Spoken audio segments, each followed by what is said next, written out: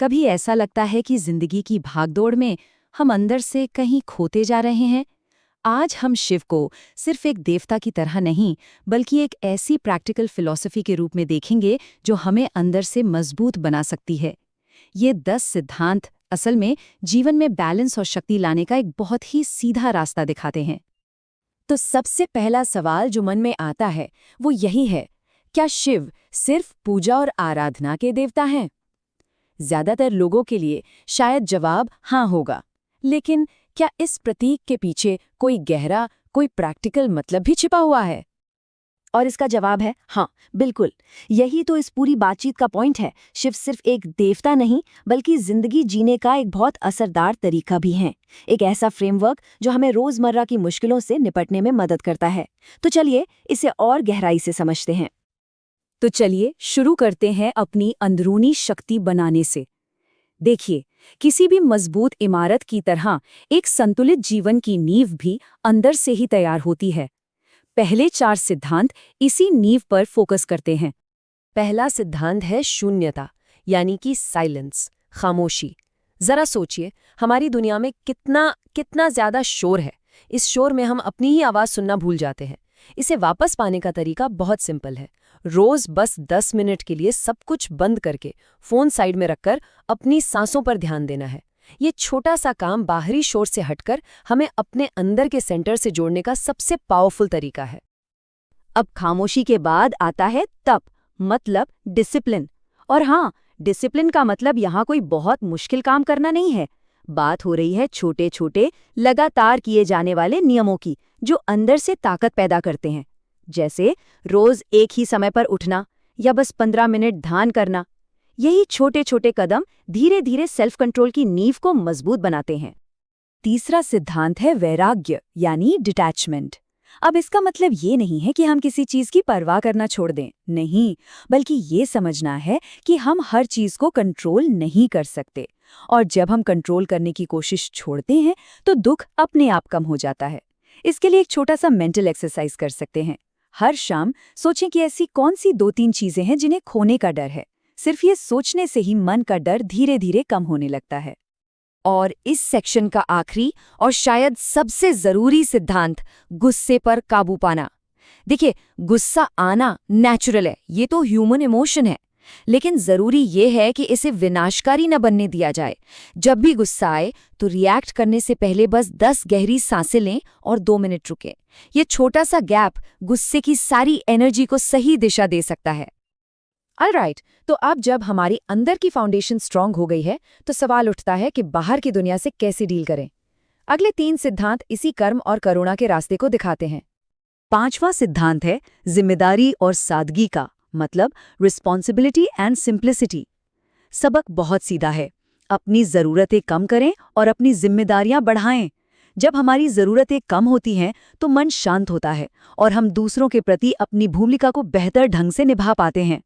इसका एक आसान तरीका ये हो सकता है कि महीने में एक बार अपने खर्चों पर नज़र डालें और देखें कि कौन सी गैर ज़रूरी चीज़ों को हटाया जा सकता है। अगला पॉइंट है आत्मदया और पश्चाताप, मतलब खुद के प्रति थोड़ी दया दिखाना। गलतियां हम सबसे होती हैं। जरूरी यह है कि हम अपनी गलतियों को स्वीकार करें और उनसे सीखें, न कि खुद को कोसते रहें। हर शाम बस 2 मिनट के लिए ये सोचना कि आज क्या गलत हुआ और अगली बार उसे कैसे बेहतर किया जा सकता है, इम्प्रूवमेंट की दिशा में एक बहुत बड़ा कदम है। 7वां सिद्धांत है विनम्रता और सेवा। अपने ईगो को, अपने मैं को कम करने का सबसे अच्छा तरीका जानते हैं क्या है? बिना किसी स्वार्थ के किसी की मदद करना। जैसा कि बताया गया है, हफ्ते में बस एक बार किसी के छोटे से काम में हाथ बटाकर देखिए, पूरा नजरिया बदल जाता है। सेवा से अहंकार सच में छोटा होता है और दिल बड़ा। ठीक है, तो हमने अंदरूनी शक्ति पर काम किया, एक्शन का रास्ता भी समझा। अब आते हैं ग्रोथ के साइकिल पर, यानी निरंतर विकास का चक्र। ये आखिरी 3 सिद्धांत हमें हमेशा आगे बढ़ते रहने की प्रेरणा देते हैं। 8वां सिद्धांत, जो शिव के डिस्ट्रॉयर रूप से जुड़ा है, संहार से निर्माण। सीधी सी बात है, कुछ नया बनाने के लिए पुराने को हटाना ही पड़ता है। ये पुरानी आदतें हो सकती हैं या ऐसे रिश्ते जो अब जीवन में कोई पॉजिटिव वैल्यू ऐड नहीं कर रहे, जो अब हमारे काम का नहीं, उसे धीरे धीरे जाने देना ही विकास का सबसे बड़ा नियम है। इसके बाद आता है निरीक्षण यानी सेल्फ ऑब्जर्वेशन।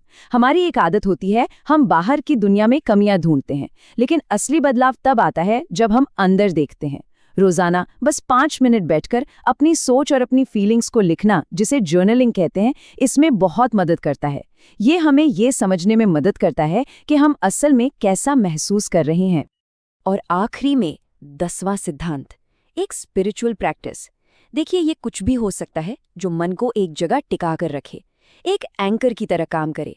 विश्वास और रोज की प्रैक्टिस मन को स्टेबिलिटी देते हैं, चाहे वो 5-10 मिनट ओम नमः शिवाय का जाप हो या कोई शांत संगीत सुनना। जरूरी ये है कि ये दिखावे के लिए नहीं, बल्कि अपनी आंतरिक शांति के लिए हो।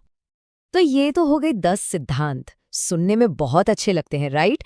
लेकिन थियरी तब तक थियरी है जब तक उसे प्रैक्टिस में न लाया जाए। चलिए अब देखते हैं कि इन सभी को एक सिंपल 15 मिनट की डेली रूटीन में कैसे बदल सकते हैं। और ये रूटीन इतना सिंपल है कि इसे कोई भी फॉलो कर सकता है। सुबह उठकर 1 ग्लास पानी पिएं, फिर दिन शुरू करने से पहले बस 5 मिनट अपनी सांसों पर ध्यान दें। उसके बाद 5 से 10 मिनट मंत्र जाप या शांत मन से चिंतन के लिए। दिन के बीच में जब गुस्सा आए तो उसे काबू करने के लिए 2 मिनट का ब्रेक लेना सीखें। और रात को सोने से पहले बस 2 मिनट का सेल्फ रिफ्लेक्शन करें कि आज क्या सीखा और कल क्या बेहतर हो सकता है। बस इतना ही, ये 15 मिनट पूरे दिन को बदल सकते हैं। तो इस पूरी बातचीत का निचोड़ क्या है? The final take away? इन 10 सिद्धांतों का असली सार क्या है? इसका पूरा सार बस इन 4 बातों में है। शांत रहो, अनुशासित रहो, अपनी गलतियों को मानो और फिर उन्हें सुधारो। ये सिंपल सा साइकिल ही लगातार ग्रोथ की असली चाबी है। और ये सिर्फ सुनने या पढ़ने से नहीं, बल्कि रोज छोटे छोटे अभ्यास से ही जीवन का हिस्सा बनता है।